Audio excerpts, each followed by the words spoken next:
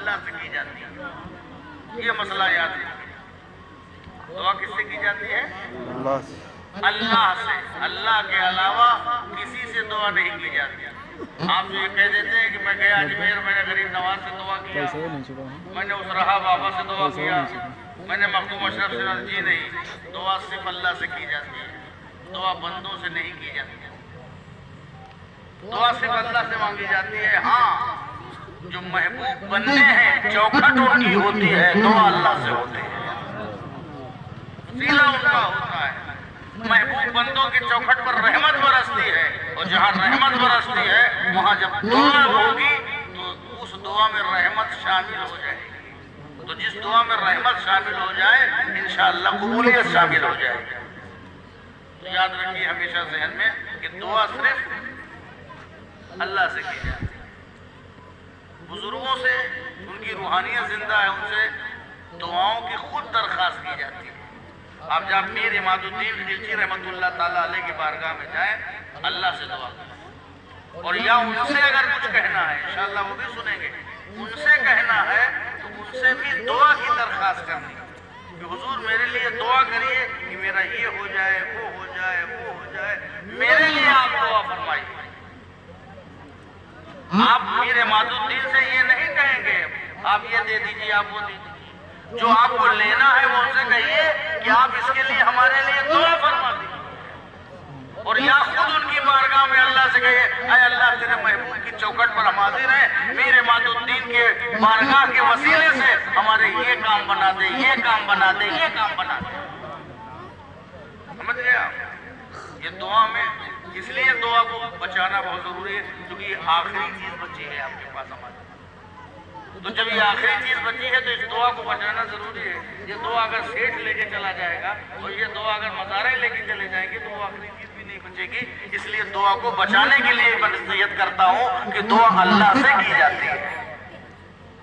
دعا اللہ سے کی جاتی ہے. وسیلہ بزرگوں کا ہے، چوکھٹ بزرگوں کی ہے. دعاؤں کے اوقات بھی ہیں. تہجد میں دعا قبول ہوتی ہے، نماز کے بعد دعا قبول ہوتی ہے، ولیوں کی چوکھٹ میں قبول ہوتی ہے، مدینہ پاک میں قبول ہوتی ہے، کعبہ میں قبول ہوتی ہے. مگر آدمی کعبے سے دعا نہیں مانگتا، حجر اسود سے دعا نہیں مانگتا، باب کعبہ سے دعا نہیں مانگتا. کعبہ پکڑ لیتا ہے تو اللہ ہی سے مانگتا. تو دعا ہمیشہ اللہ سے کی جاتی ہے اور بزرگوں سے دعاؤں کی درخواست کی جاتی ہے. چاہے وہ بزرگ آپ کی آنکھوں کے سامنے زندہ ہوں اور چاہے آنکھوں سے اوجھل ہو گیا ہے، بزرگوں کے وسیلے سے کی جائے گی یا ان سے دعاؤں کی درخواست کی جائے گی. یہ آپ کی اصلاح ہو جانی چاہیے. دعا ہمیشہ اللہ سے کی جاتی ہے. تو دعاؤں کا رخ جو ہے وہ اللہ ہی کی طرف رہنا چاہیے، ہے نا؟ چندہ دینے والے کی طرف نہ ہو. دعا کرو اللہ کی طرف، متوجہ اللہ. بندگی یہی ہے کہ بندہ متوجہ اللہ ہو. اللہ کی طرف جو متوجہ ہوتا ہے یہی بندگی ہے. اگر 5 وقت متوجہ رہتے ہیں تو یہ 5 وقت اسپیشل بندگی ہے، اور اگر ہمیشہ متوجہ اللہ رہتے ہیں تو سمجھ لو کہ آپ ہر وقت بندگی میں ہیں. دعا یہ سلاح المومن ہے، مومن کی کا ہتھیار ہے، ویپن ہے، اور مومن کی حفاظت ہوتی ہے. اور دعا اللہ قبول کرتا ہے. وہ توبہ قبول کرتا ہے، وہ دعا قبول کرتا ہے، وہ ریکویسٹ قبول کرتا ہے، اور اس سے کچھ بھی مانگا جا سکتا ہے. حتیٰ کہ ایک جوتے کا تسمہ بھی مانگنا چاہو تو اللہ سے مانگ سکتے ہو، منع نہیں. ہاں یہ اور بات ہے کہ مانگنے میں اپنا معیار برقرار رکھنا چاہیے. مانگنے کے بھی اصول ہے. دعا ضرور کرنا چاہیے. اور آپ دیکھیں کہ قرآن مجید میں علماء کرام آپ کو بتائیں گے جگہ جگہ دعائیں ہیں.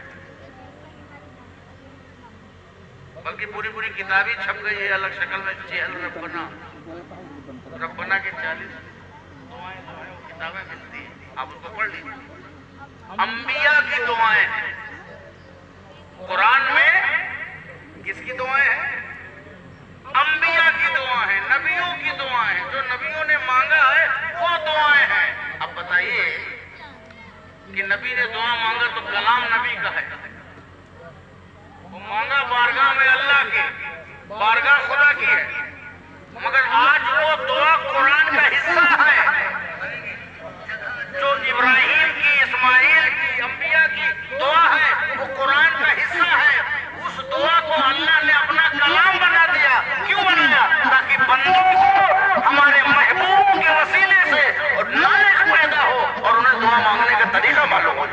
اب بتائیے دعائیں قرآن میں ہیں، دعا بندے کی ہے مگر قرآن میں ہے۔ جو دعا قرآن میں درج کر دی گئی، ظاہر ہے کہ وہ مقبول کتنی ہوئی ہوگی، کتنی مقبول ہوئی ہوگی کہ اس دعا کو ہی ریفرنس بنا دیا گیا آپ کے قرآن میں۔ اب جب تک کہ قرآن ہے، قرآن ہمیشہ ہے، تو ہمیشہ وہ دعا بھی موجود رہے گی۔ تو جب نبیوں کی دعائیں ختم نہیں، آپ سوچ لیجئے کہ ان کی ہستیاں کیا ہیں، ان کی برکتیں کیا ہیں، ان کا عالم کیا ہو، وہ سب قرآن میں جگہ جگہ۔ اور آپ سیکھیے کہ دعا کیسے کی جاتی ہے، دعا کا انداز کیا ہے، دعا کن موقعوں پر کی جاتی ہے۔ ایک دعا تو یہ ہے کہ جب آپ کچھ مانگتے ہیں، آسکنگ پاور ہوتا ہے، جب آپ کے پاس کچھ مانگتے ہیں تو دعا کرو۔ ایک دعا یہ ہے کہ کچھ کر بیٹھتے ہیں پھر دعا کرو۔ مانگنے میں کیا ہے، یہ دعا تو سب کو آتی ہے، چاہت والی دعائیں، ارمان والی، تمنا والی سب ہے، اور بندے کو بھی کرنا چاہیے۔ کچھ نہیں ملتا تو توفیق مانگے کسی عمل کی، پہلے توفیق مانگی جاتی ہے، اور جب عمل مل گیا اب اس عمل کی مقبولیت مانگی جاتی ہے۔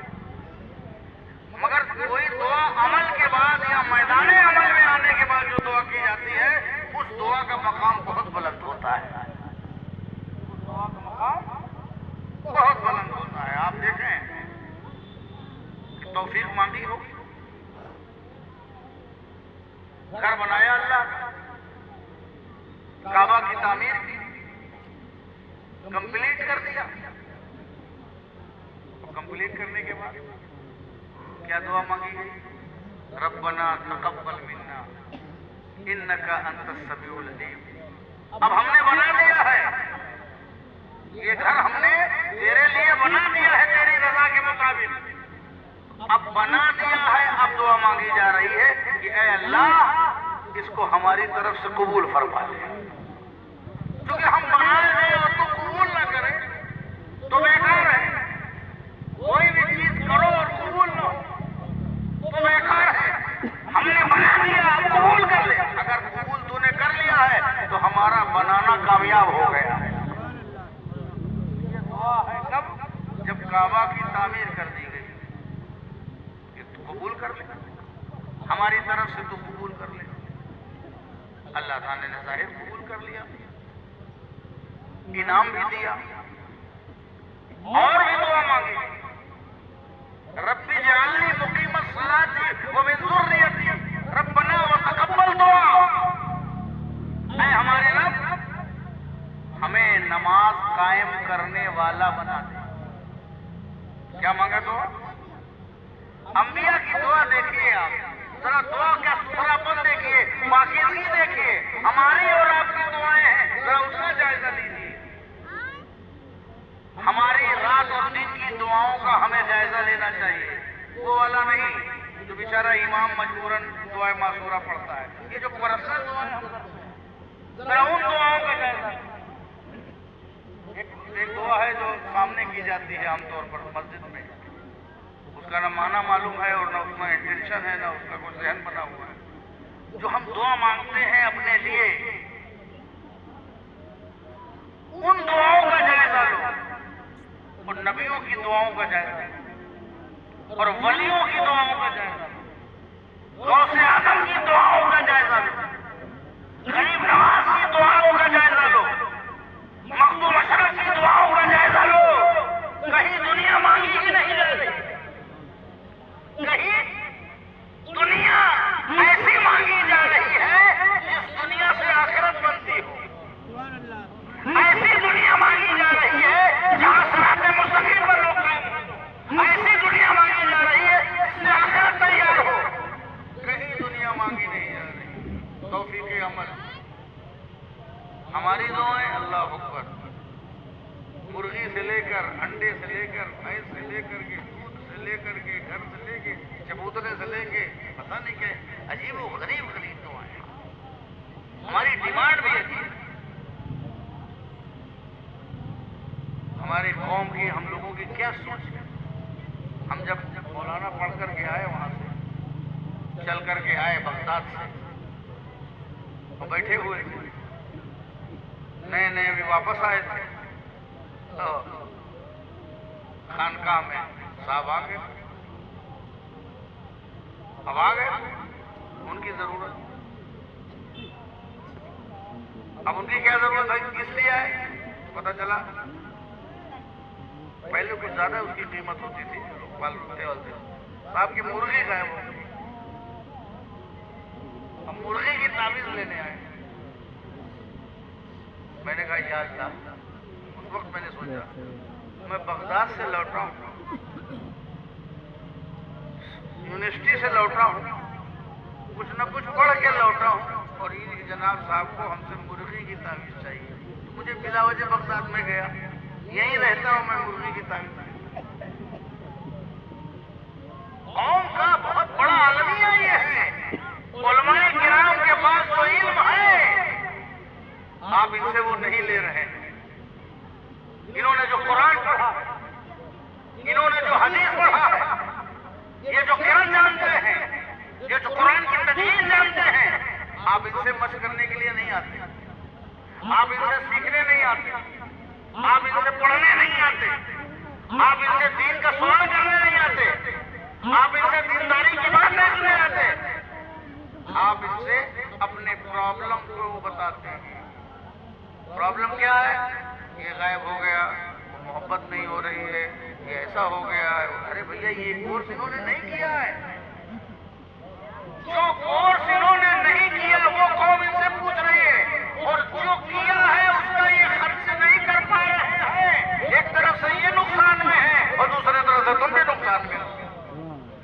یہ سب سے بڑا کلیش ہے، ٹیکنیکل وجہ کہ بہت بڑے محدث بھی بن کے آئے ہیں تو ان کو بیچارے کو تعویذیں لکھنا پڑ رہا ہے، کیونکہ قوم کو یہی چاہیے، علم نہیں چاہیے، علم نہیں چاہیے۔ پرابلم سنکٹ موچن بن کے آئیے، محدث بن کے نہ آئیے، عالم بن کر کے نہ آئیے۔ آپ میں نہیں کہتا تعویذ نہ لکھاؤ، مگر انہوں نے پڑھا کیا ہے 8 سال تک؟ اصول فقہ، اصول حدیث ہے نا، یہ سب بخاری شریف، مسلم شریف، صحیح ستہ، یہ سب پڑھا ہے نا، ان میں سے آپ کو کچھ نہیں چاہیے کیا؟ تجوید پڑھ کے بیٹھے ہیں سارے رضوان صاحب، وہ آپ کو قرآن درست نہیں کرنا ہے کیا؟ جو ان کے پاس ہے وہ آپ ان سے لے نہیں رہے ہیں، اور جو انہوں نے پڑھا نہیں وہ آپ ان سے، تو یہ کیا کریں گے؟ یہ بھی سب چھوڑ چھاڑ کے پھر یہی کریں گے جو آپ کو چاہیے، یہ بھی سب چھوڑ چھاڑ کے یہی کریں گے، تو ان کے بھی علم میں اضافہ نہیں ہوگا۔ جو پانی بہتا نہیں سو جاتا ہے، علم بغیر خرچ کیے اور بغیر بحث کیے یہ آگے نہیں بڑھ پائے گا۔ ایک طرف علماء کا بھی نقصان ہو رہا ہے اور دوسری طرف عوام کا بھی نقصان ہو رہا ہے۔ نہیں، تم سب لوگ پڑھو، جب تم سب لوگ پڑھو گے تب پڑھے لوگوں سے پڑھائی کی بات کرو گے۔ کچھ پڑھ کے آئے ہیں باقی جاہل ہے، اسٹیج والے بھی عالم ہو اور نیچے بیٹھنے والے بھی عالم ہو، علم جب دونوں طرف ہوگا علم میں اضافہ ہوگا۔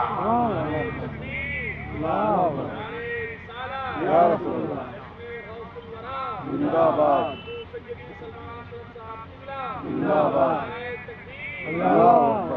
جس کے نام سے یہ جلسہ منسوب ہے، حضرت غوث اعظم رضی اللہ تعالیٰ عنہ۔ آپ سمجھتے ہیں کہ بس کیا نہیں کرو، فاتحہ کرو، کھائے لو ان کے نام سے؟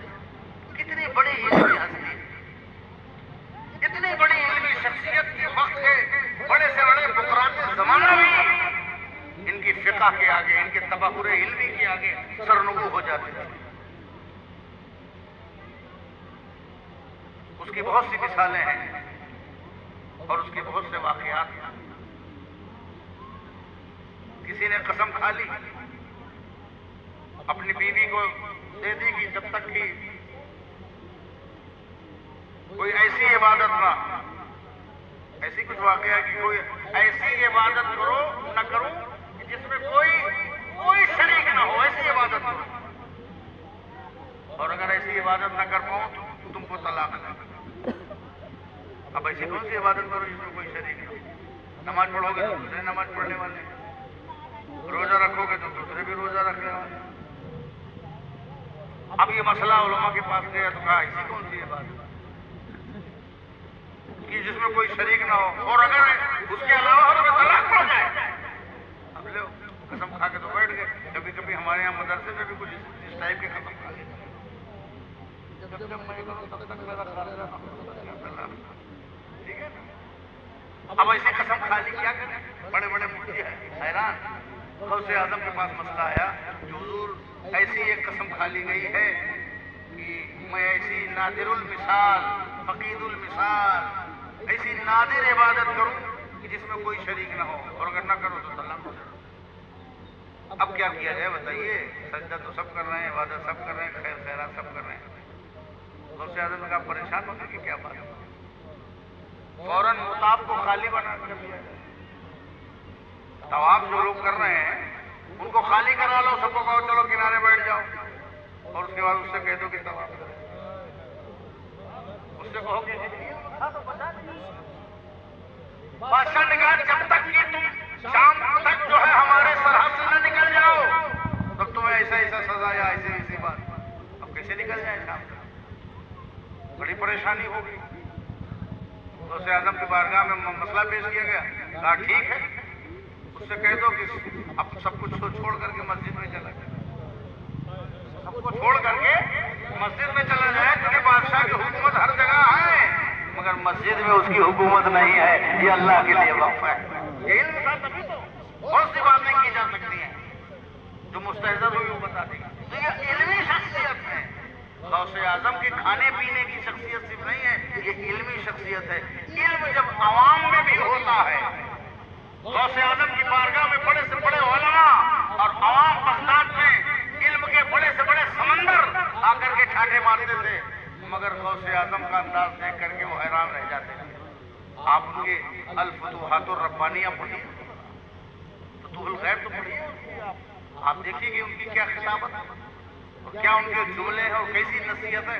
وہ نصیحتیں کبھی برچی بنتی ہے، کبھی چاقو بنتی ہے، کبھی تلوار بن کے کلیجہ چیر دیتی ہے۔ اب کوئی اور صداقت ایسی کہ جس کے کان میں گھسے تو اسے لگ رہا ہے کہ سیسا جو ہے پگھلا کے ڈال دیا جا رہا ہے۔ حقانیت ہے، وہ کسی کی پرواہ نہیں ہوتی، نہ بادشاہوں کی پرواہ، کیونکہ جو آدمی علم کا جبل شامل ہو اور صداقت کی چٹان ہو وہ کس چیز سے ڈرے گا؟ تو سب سے پہلے آپ یہ نصیحت دیجیے کہ علم حاصل کیجیے، اپنے بچوں کو پڑھائیے، اور کوئی علم میں نہیں کر رہا کہ سب مولوی بنا ڈالیں، نہیں، دینداری اپنے گھر میں دیجیے، کیونکہ دین تربیت سے آتا ہے، کتاب سے نہیں، سمجھ گئے؟ دین تربیت سے اور صحبت سے ملتا ہے۔ آپ کے گھر کا ماحول دیندار ہے، بچے دیندار ہوں گے، کتابوں سے دین کسی کو نہیں آتا۔ یہی میں بھی بات کر رہا تھا، ورنہ کتابوں سے سب دیندار ہو گئے، کتاب دین دے نہیں رہی ہے اور ماحول جو ہے یہ نہیں، کیا ہو رہا ہے؟ آپ اپنے بچوں کو پڑھائیے، آدھی روٹی کم کھائیے، لیکن اچھی ایجوکیشن، کوالٹی ایجوکیشن، کہ آپ کا لڑکا دنیا میں کہیں پر کھڑا ہو جائے، کوئی بھی سبجیکٹ سامنے آئے، آپ کا لڑکا اس سبجیکٹ میں پورے دنیا کے سامنے ممتاز نظر آئے۔ یہ مسلمان ہے۔ آپ پڑھائیے، ہمارے علماء کی سے گزارش ہے آپ سب کو تحریک، 3 چیزیں میں نے ڈیفائن کی ہیں جو قوم مسلم، امت مسلمہ کے لیے بے حد ضروری ہے۔ راجنیت، سیاست کے چکر چھوڑو، کون الیکشن لڑا ہے، کون نہیں لڑ رہا ہے، کون پارٹی جیت رہی، سب چھوڑ کر کے وہ 2-4 لوگ کرتے ہیں، کرتے رہیں گے۔ آپ صرف یہ کریے، تعلیم، صحت اور تجارت، 3 چیزیں میں نے ڈیفائن کی ہیں۔ صرف منہمک ہو کر کے مشغولیت کے ساتھ تعلیم اور صحت اور تجارت، بزنس میں آگے بڑھے۔ میں نے مثال دیا، علماء کی میں نے کئی میٹنگ کیا، اس میں میں نے مثال دیا کہ لاکھوں کروڑوں روپے کی اگربتیاں آستانوں پہ ڈلا ڈالتے ہیں، کروڑوں کی اگربتیاں، وہ اگربتی آپ کیوں نہیں بناتے؟